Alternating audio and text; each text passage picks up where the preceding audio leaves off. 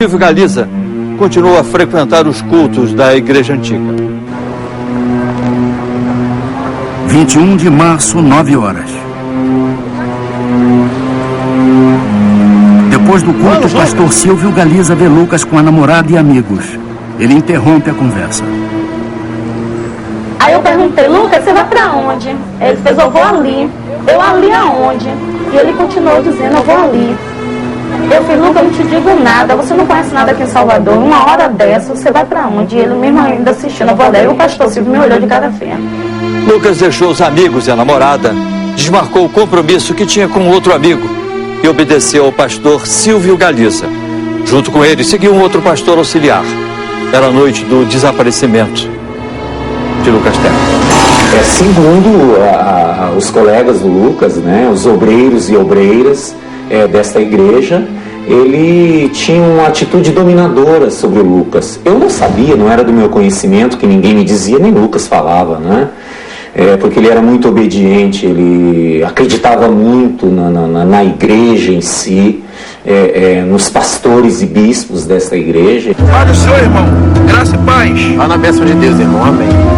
Lucas, meu filho, foi muito bom te conhecer. Igualmente. Num lugar conhecido como Vale das Pedrinhas, o pastor auxiliar se despede. Bom ônibus, Lucas, vamos?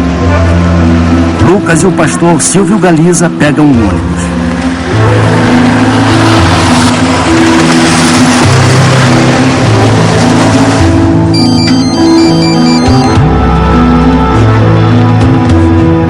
Oi, filho. Lucas percebe que vai demorar mais do que de costume para voltar para casa. E vermelho? Ele avisa ao pai que está com o pastor Silvio Galiza.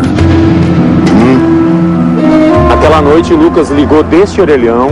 Segundo Lucas, estava acompanhado do pastor Galiza, que trouxe ele aqui para esse bairro, o Rio Vermelho, para a igreja fazer um propósito de oração.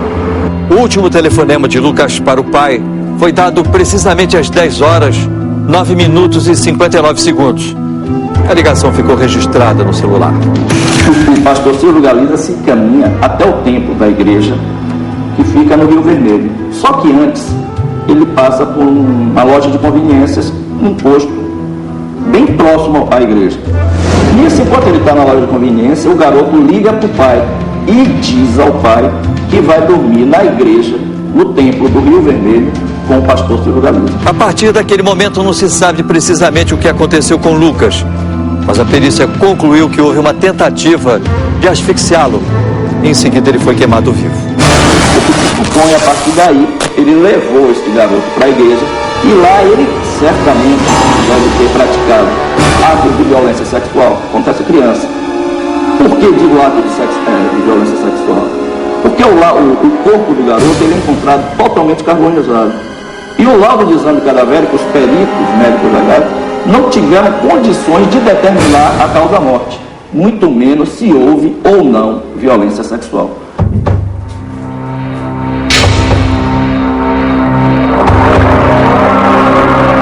Os peritos examinam os restos de madeira e o tecido encontrado junto ao corpo carbonizado de Lucas.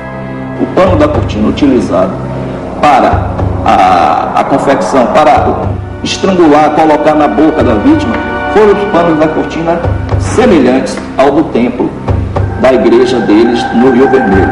Em outubro, o inquérito foi concluído. Silvio Galiza passou a ser acusado do assassinato de Lucas Terra, mas a polícia não pediu a prisão do pastor. Inconformado, o pai de Lucas acampou na porta do Ministério Público até que a prisão preventiva do pastor fosse decretada. Carlos Terra decidiu fazer uma vigília na porta do Ministério Público em Salvador e diz que não volta para casa sem uma solução.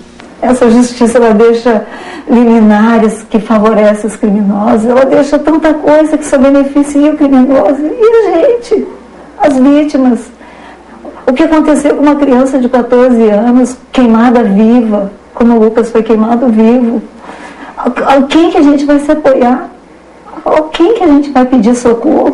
Os pais de Lucas pediram a ajuda de ONGs de defesa dos direitos humanos, foram até o Ministério da Justiça em Brasília e a um escritório da ONU na Suíça, até que o júri de Silvio Galiza foi marcado.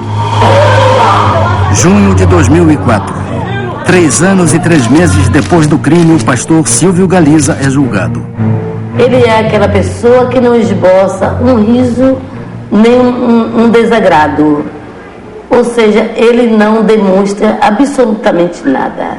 A única coisa que ele sempre dizia na época do primeiro júri é que não foi ele. Que se fosse ele, que o Ministério Público provasse. Firmo qualquer hora, perante qualquer coisa, e não matei ele. Testemunhas garantem: as pessoas que depuseram contra o pastor Silvio Galiza foram ameaçadas. E eu estava na frente da igreja, aí teve um obreiro que me apontou para o pastor.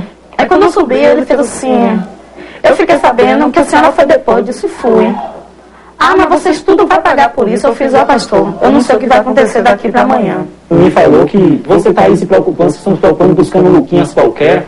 Ele veio do Rio de Janeiro só para prejudicar um homem de Deus. Nada vai parar a obra de Deus, não. Esqueça ele.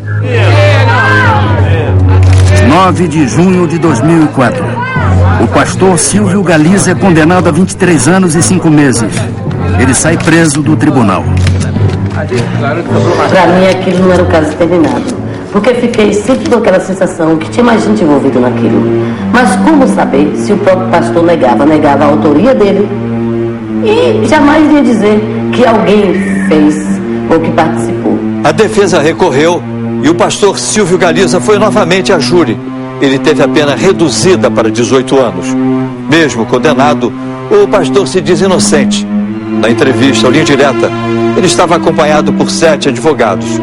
Veja agora o que Silvio Galiza, que está preso, tem a dizer. O relacionamento entre a minha pessoa e Lucas era como o relacionamento com os outros obreiros também, os outros auxiliares, era a mesma coisa. E o Lucas, ele passava o dia todo na igreja. Ele sempre se dedicou, se destacou no meio de todos os outros jovens, outros obreiros. Ele dormiu na mesma cama que a minha pessoa, de lado opostos. Ele é o autor do homicídio contra Lucas Terra. Agora, é certo, isso daí seria impossível ele ocultar e vilipendiar esse cadáver sozinho. Em janeiro deste ano, Silvio Galiza provocou uma reviravolta no caso. Ele alegou que na época do crime não podia contar tudo o que sabia, pois estava sendo ameaçado de morte. Agora, Silvio Galiza conta outra versão para a morte de Lucas Terra. Ele acusa 3 membros da igreja, um bispo, um pastor e um segurança, de serem os assassinos do adolescente. Segundo Silvio Galiza, ele viu o corpo de Lucas dentro do carro de um pastor da igreja. Foi quando eu entrei dentro do carro, olhei e tinha um caixote. Foi quando eu abri, levantei um pouco o tecido para poder ver o que era aquilo que estava dentro do carro, que vi uma região, essa região da perna, de uma pessoa, e de cor clara. Aonde eu saí, imediatamente saí do carro, bati a porta do carro, tranquei novamente e voltei todo assustado para falar novamente com eles. Cada momento ele conta uma história, mas sempre negando o fato. Todos eles me ameaçaram a minha família, até deram um tapa na caixa do meu espelho, disse que se eu não segurasse tudo, eu morreria, se minha família morreria. O que ele não explica é como é que o garoto saiu da loja de conveniência, que é em frente ao templo, e foi parar em outro local como ele quer fazer crer. Creio eu que essas pessoas que ele indicou tenham sido, sim, os seus comparsas na ocultação e no vilipêndio ao cadáver do menor. O Linha Direta procurou a Igreja Universal em Salvador. Ela não quis se pronunciar sobre o caso Lucas Terra. Hoje, 5 anos depois, a morte de Lucas Terra ainda não foi totalmente esclarecida. Algumas perguntas continuam sem resposta. Por que Lucas